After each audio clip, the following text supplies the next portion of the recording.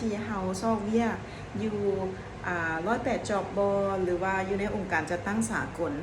คือเขาจะเห็นคำว่า M&E specialist M&E officer จะมีM&E staff แล้วก็จะมีเรื่องของ M&E consultant หรือแม้กระทั่งอยากได้คนที่มีทักษะหรือความรู้ด้าน M&E เป็นอย่างเนาะ M&E ก็จะแมนว่าเรื่องของ M แมน monitoring และ E แมน evaluation ซึ่งจะแมนการติดตามและประเมินผล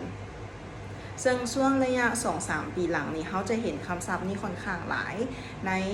องค์กรจัดตั้งสากลที่ว่าเพิ่นมีการสนับสนุนเรื่องโครงการพัฒนาชุมชนหรือว่าโครงการที่เป็นโครงการพัฒนา